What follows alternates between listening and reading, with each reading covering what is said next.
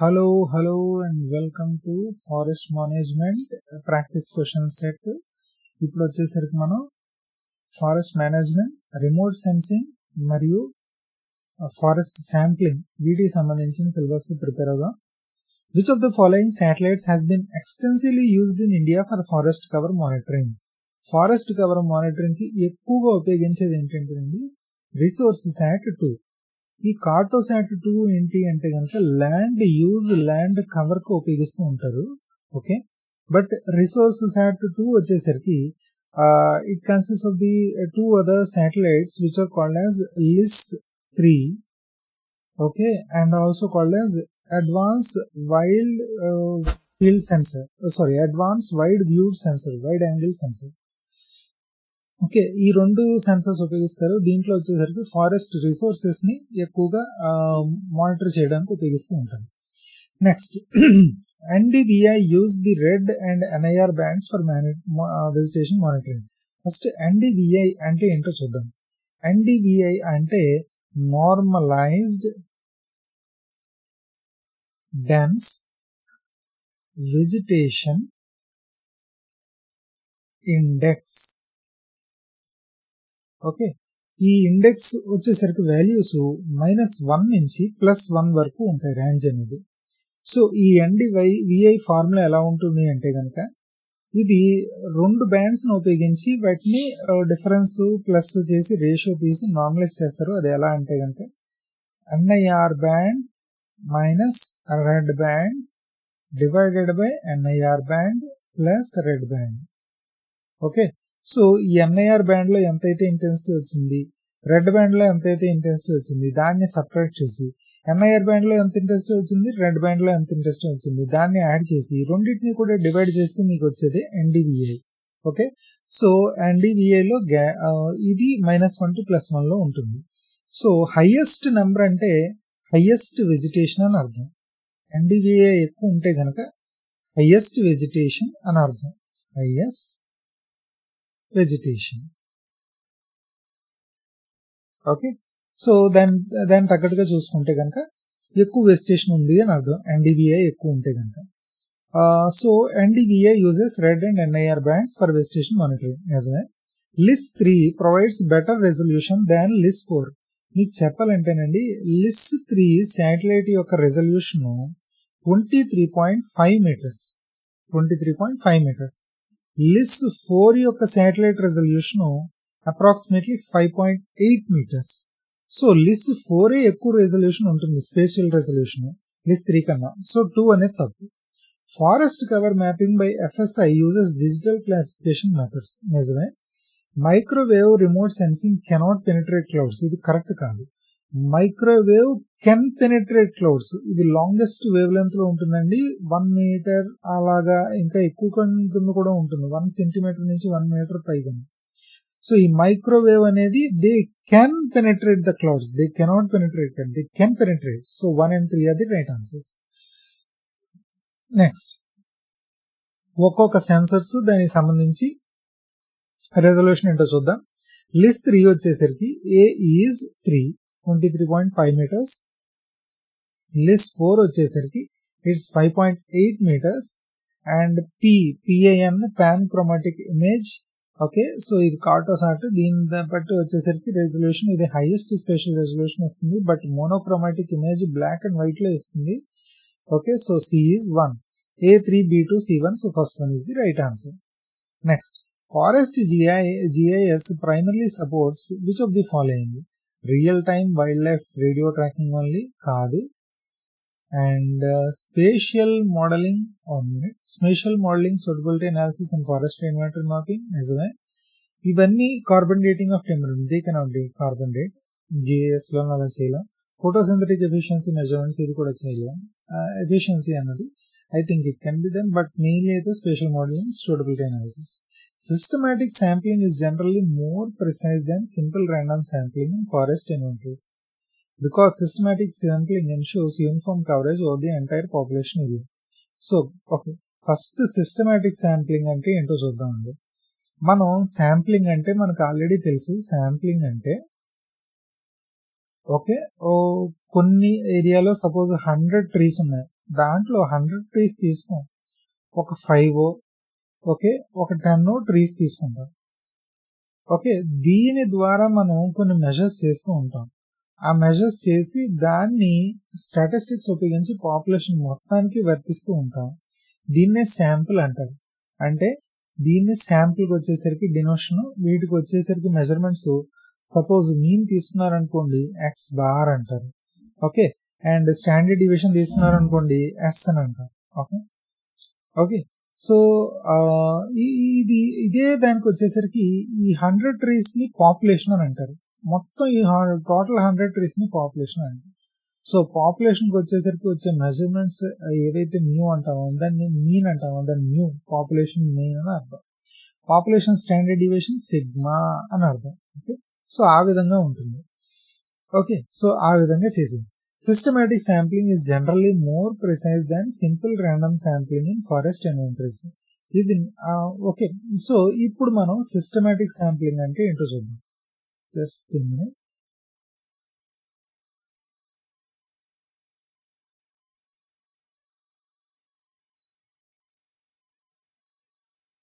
Right, so systematic sampling అంటే ఇప్పుడు ఏంటో చూద్దాం. సిస్టమాటిక్ శాంప్లింగ్ అంటే సపోజ్ ఒక ఫారెస్ట్ ఏరియా ఉంది. ఓకే, దాన్ని గ్రిడ్స్ కింద తీసారు. ఒక్కొక్క గ్రిడ్ కి కూడా ఒక్కొక్క నెంబర్ ఇచ్చుకున్నారు. 1 2 3 4 5 6 7 8. సో ఈ 8 పాయింట్లని నేను శాంపిల్స్ కింద తీసుకుందాం అనుకుంటున్నాను. సపోజ్ నేను ఫస్ట్ ర్యాండమ్ గా ఫస్ట్ వచ్చేసరికి మీరు ర్యాండమ్ గా పిక్ చేసుకోవచ్చు. 1 అని పిక్ చేసుకున్నాను. ఓకే, సో ఈ 1 అన్న దానికి నెక్స్ట్ శాంపిల్ వచ్చేసరికి ఈ ఫస్ట్ శాంపిల్ నుంచి ఎన్ని యూనిట్స్ డిస్టెన్స్ లోని నేను సెకండ్ శాంపిల్ తీసుకోవాలన్నది నిర్ధారించుకోవచ్చు. ఓకే, సో ఇక్కడ total units n is equal to 8 అనుకుందాం. ఓకే, మనం శాంపిల్స్ తీసుకోవాలనుకున్నా సపోజ్ 4 అనుకున్నాం. ఓకే, సో ఈ కే రేషియో ఎలా నిర్ధారణ అవుతుంది అంటే కనుక capital N by small n. Okay, 8/4 is equals to 2. So ఇప్పుడు మనం ఏం చేద్దాం, ni అంటే ఫస్ట్ వచ్చేసరికి ni is equals to 1. First sample తీసుకున్నాం. నెక్స్ట్ శాంపిల్ ఎక్కడ తీసుకోవాలి, k ఈక్వల్స్ టు 2 కదా. సో 1 + 2. సెకండ్ వచ్చేసరికి థర్డ్ శాంపిల్ తీసుకోండి. ఆ తర్వాత వచ్చేసరికి 3 + 2. ఓకే, అప్పుడు ఫిఫ్త్ తీసుకోవాలి. ఆ తర్వాత వచ్చేసరికి 5 + 2 7 తీసుకోవాలి తర్వాత. సో 1 3 5 7. k ఈక్వల్స్ టు 2 అంటే మనం టోటల్ శాంపిల్స్ 8 ఉన్నాయి. మనం టోటల్ పాపులేషన్ 8 ఉంది. మనం 4 శాంపిల్స్ తీసుకుందాం అనుకుంటున్నాం. దాన్ని బట్టి k రేషియో ఎంత. సో ర్యాండమ్ గా నేను ఒకటి తీసుకుంటే గనక దాని నుంచి ఎన్ని యూనిట్స్ దాటి నేను మిగిలినవన్నీ తీసుకోవాలి అన్న ఉద్దేశంతో ఎంచుకున్న ఈ శాంపిల్స్ ని సిస్టమాటిక్ శాంప్లింగ్ అంటారు, ఈ పద్ధతిని. ఓకే, సో సిస్టమాటిక్ శాంప్లింగ్ లో ఎప్పుడు కూడా use sample with interval k. Use sample with interval k. So n+k ఆ విధంగా శాంప్లింగ్ అనేది చేస్తుంది. So systematic sampling is generally more precise than simple random sampling in forest inventories. ఇక్కడ precise అనే ఉద్దేశం ఏ ఉద్దేశంతో వాడాడు అంటే కనుక the variance is actually is going to be if assuming that there is no periodicity, the variance will be less than simple random sampling.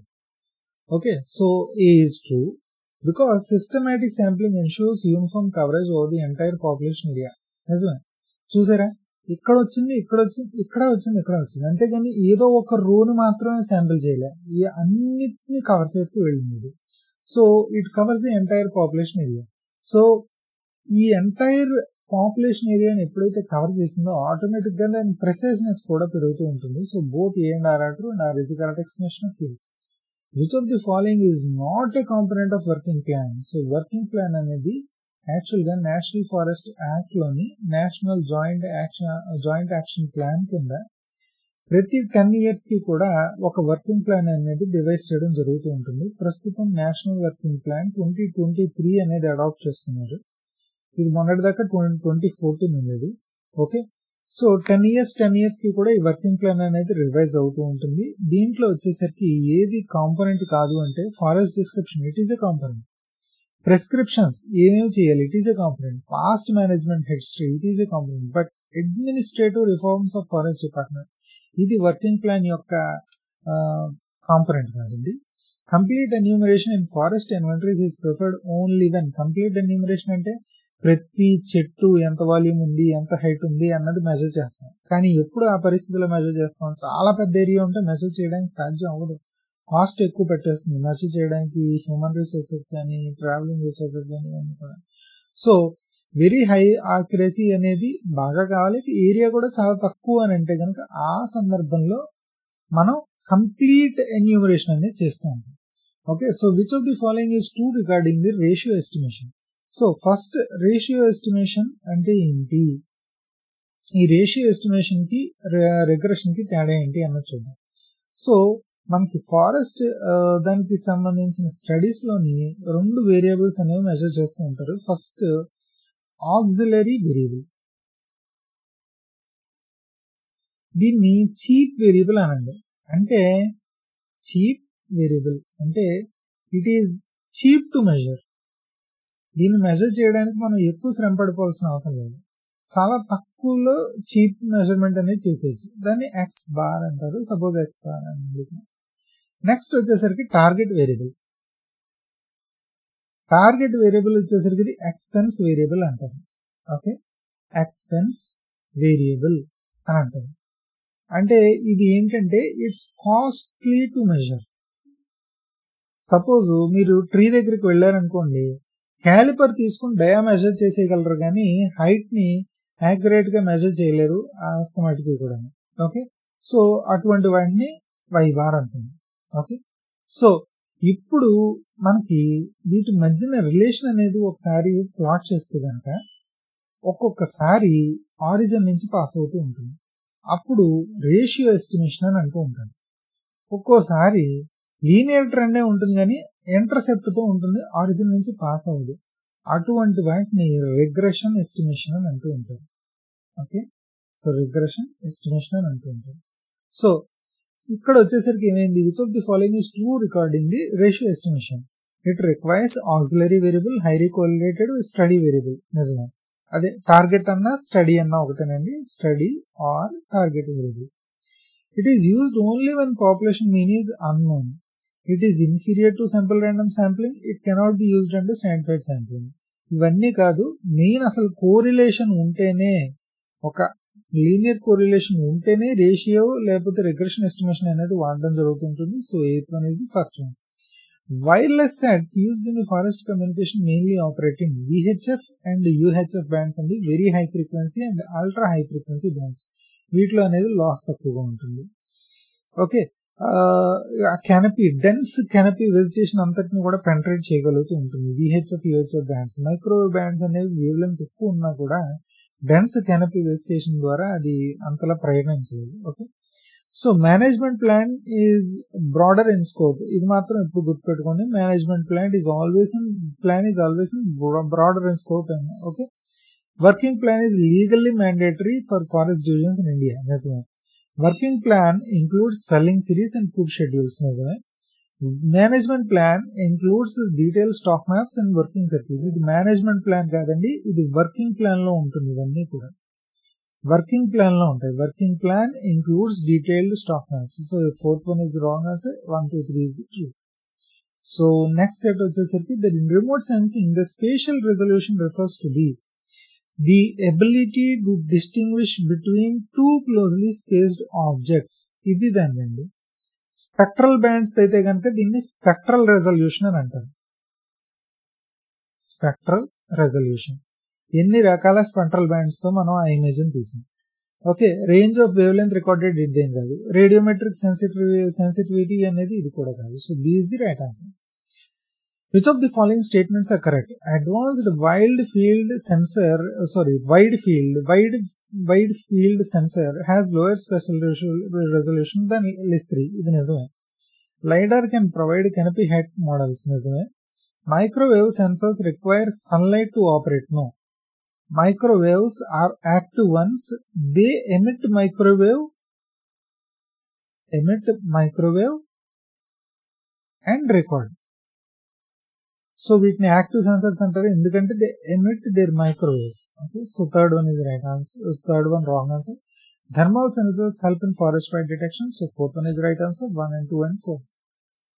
As the remote sensing with its description. Radiometric resolution. Radiometric అసలు ముందర spectral resolution అంటే ఏంటో చూద్దాం. Spectral resolution అంటే number of wands B2. Temporal resolution, temporal అంటే time అని అంటే అర్థం. ఒక 15 minutes లో ఎన్ని ఒక 1 hour లో ఎన్ని తీస్తుంది, లేకపోతే ఒక 24 hours లోని మీకు సపోజ్ 50 పిక్స్ తీసుకుంది అనుకోండి, ఒక 24 hours లోని హార్డ్లీ 10 పిక్స్ తీసుకుంది అనుకోండి, దీని ఫ్రీక్వెన్సీ ఎక్కువ, దీని ఫ్రీక్వెన్సీ తక్కువ. సో దీది టెంపోరల్ రెజల్యూషన్ హై, ఓకే, దీనిది టెంపోరల్ రెజల్యూషన్ తక్కువ.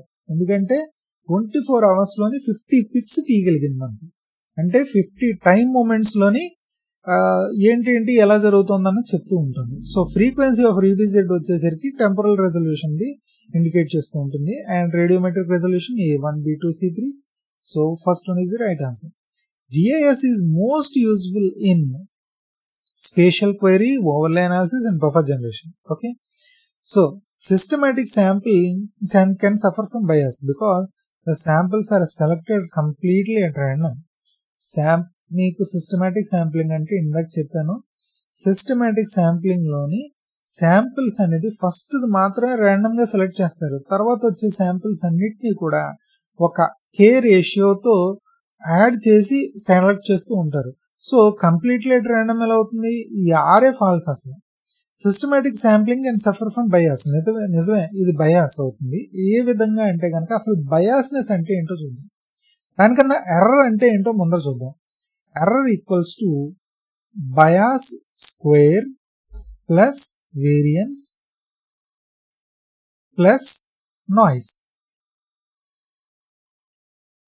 ఓకే, సో వేరియన్స్ అంటే ఏంటి, ఇప్పుడు సపోజ్ మీరు ఇలా ఒక పాయింట్స్ ఏవో తీసారు, ఈ ఈక్వేషన్ వచ్చింది. ఈ ఈక్వేషన్ వచ్చిన తర్వాత suppose y equals to a plus bx, x అనేది ఇన్పుట్ చేశారు, దాన్ని బట్టి y వచ్చింది.